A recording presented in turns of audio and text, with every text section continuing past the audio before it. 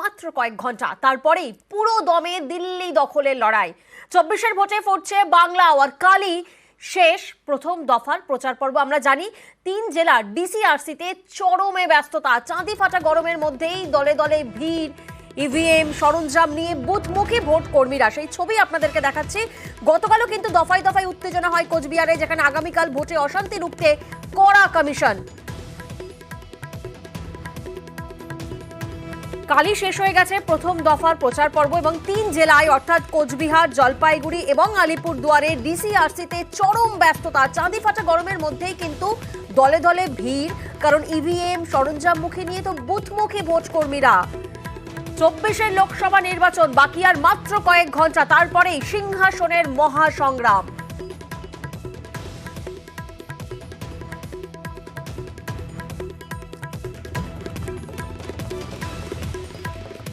রাত পোহালেই যে 3 জেলায় নির্বাচন অর্থাৎ জলপাইগুড়ি, আলিপুরদুয়ার এবং কোচবিহার, এই 3 জেলা থেকে আমাদের 3 প্রতিনিধি এই মুহূর্তে আমাদের সঙ্গে রয়েছেন। শান্তনু আমাদের সঙ্গে রয়েছেন, শুভঙ্কর রয়েছেন এবং রকি এই মুহূর্তে আমাদের সঙ্গে রয়েছেন। 3 জনের কাছেই আমরা যাব। রাজকুমার আমাদের সঙ্গে রয়েছে, তবে প্রথমেই আমরা চলে যাব জলপাইগুড়িতে শান্তনুর কাছে। শান্তনু, জলপাইগুড়িতে তোমার কাছে আসবো, তবে তার আগে একবার আমরা এক নজরে দেখে নেব যে বিধানসভা ভোটে কি ছিল সমীকরণ।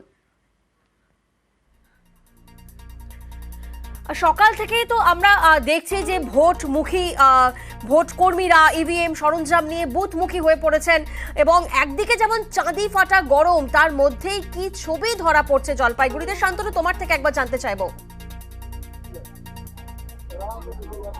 দেখো, সকাল 8টা থেকে কিন্তু আমরা লক্ষ্য করছি ডিসিআরসি সেন্টার, যেটা উত্তরবঙ্গ বিশ্ববিদ্যালয়ের দ্বিতীয় ক্যাম্পাসে তৈরি করা হয়েছে, সেখানে কিন্তু যারা ভোট কর্মী রয়েছেন, যারা বিভিন্ন বুথের দায়িত্ব রয়েছেন, তারা কিন্তু সকাল থেকে আসা শুরু করেছেন এই জলপাইগুড়ি ডিসিআরসি সেন্টারে এবং তাদেরকে সাহায্য করার জন্য প্রশাসনের কর্মী, বিশেষ করে নির্বাচন দপ্তরের কর্মীরাও রয়েছে। তারা বিভিন্ন ইভিএম পরীক্ষা নিরীক্ষা চলছে এবং তাদের যা জিনিস এবং ভোটের সামগ্রী রয়েছে সেগুলো তারা বুঝে নেওয়ার পর্ব যেটা রয়েছে সেটা শুরু হয়ে গেছে। আমরা যেটা জানতে পারছি যে 10টার মধ্যেই ভোট কর্মীরা তাদের নির্দিষ্ট ভোটগ্রহণ কেন্দ্রের উদ্দেশ্যে রওনা হয়ে যাবেন।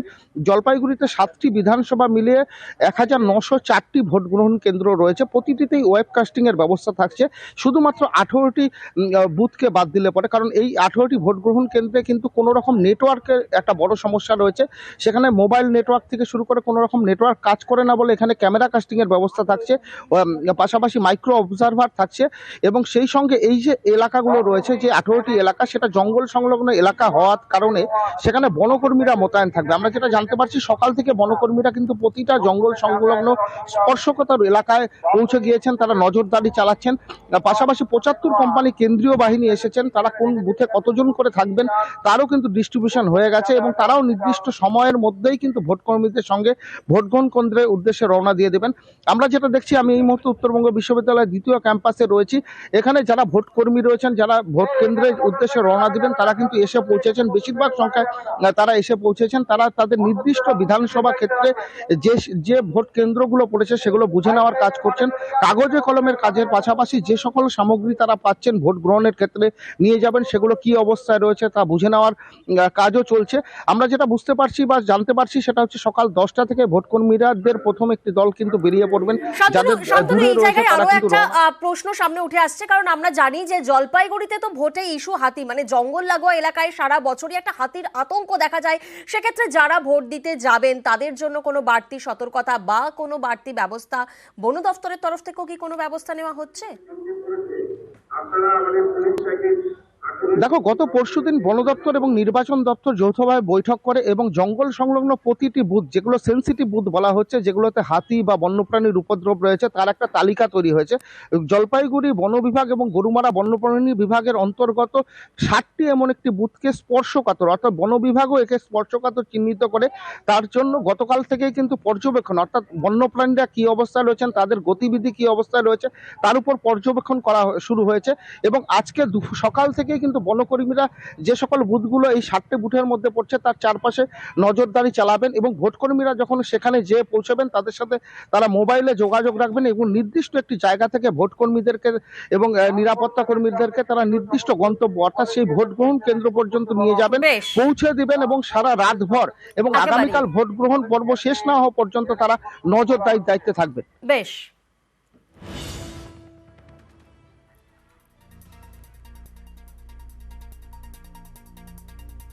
আমাদের 6:30টায় এখানে গাড়ি ঢোকার কথা, এখনো ঢোকেনি। এখন আমাদের 8টার মধ্যে ওখানে রিপোর্টিং করার কথা।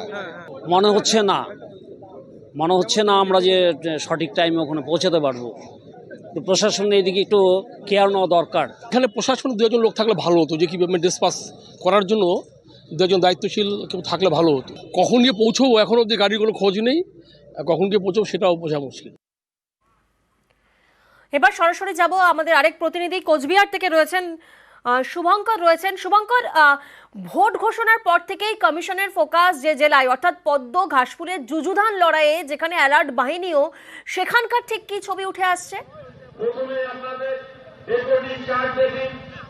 হ্যাঁ প্রিয়াঙ্কা, দেখো আর কিছুক্ষণ পর অর্থাৎ আগামীকাল সকাল থেকেই কোচবিহারের লোকসভা নির্বাচন অনুষ্ঠিত হচ্ছে। কোচবিহার জেলার 243টি বুথ রয়েছে, এর মধ্যে 196টি বুথকে ইতিমধ্যেই নির্বাচন কমিশনের তরফে ক্রিটিক্যাল ঘোষণা করা হয়েছে। পাশাপাশি কোচবিহারে প্রথম দফায় যে তিনটি লোকসভা কেন্দ্রের নির্বাচন অনুষ্ঠিত হচ্ছে, কোচবিহার, আলিপুরদুয়ার এবং জলপাইগুড়ি, এর মধ্যে শুধুমাত্র কোচবিহারেই 112 কোম্পানি কেন্দ্রীয় বাহিনীর জওয়ান থাকছে, পাশাপাশি রাজ্য পুলিশ থাকছে। কারণ গত লোকসভা নির্বাচন ঘোষণা হওয়ার পর থেকেই প্রথম যে রাজনৈতিক সংঘর্ষের ঘটনা ঘটেছিল সেটা ঘটেছিল কোচবিহারের দিনাটায় ঘটনা ঘটেছিল। গতকালও আমরা দেখেছি যে দফায় দফায় উত্তপ্ত হয়ে উঠেছে। পাশাপাশি বিজেপি প্রার্থী কেন্দ্রীয় মন্ত্রী নিশীথ প্রামাণিক তিনি উদয়ন গুহর গতিবিধি নিয়ন্ত্রণের দাবি জানিয়েছেন। অর্থাৎ নির্বাচন ঘোষণার পর থেকেই উত্তপ্ত হয়ে রয়েছে কোচবিহার জেলা। সেই কোচবিহার জেলায় নির্বিঘ্নে সুষ্ঠুভাবে ভোট করাটা নির্বাচন কমিশনের কাছে একটা বড় চ্যালেঞ্জ। সেই চ্যালেঞ্জকে নিয়েই সকাল থেকে আজ ভোটকর্মীরা তারা এই দিনাটা কলেজের ডিসিআরসি অর্থাৎ এখানে দিনাটা ও সিতাই বিধানসভা কেন্দ্রের ডিসিআরসি রয়েছে এবং এখান থেকে তারা ভোটের সরঞ্জাম নেবেন। আমরা জানি যে কালো অশান্তি ছড়িয়েছে ভেটাগুড়িতে, যেখানে শুক্রবারের এই ভোটে অশান্তি রোখার মরিয়া চ্যালেঞ্জ ইসির সামনে। সেক্ষেত্রে বাড়তি কোনো ব্যবস্থা বা বাড়তি কোনো নজরদারি বাহিনীকেই বা কি নির্দেশ দেওয়া হচ্ছে?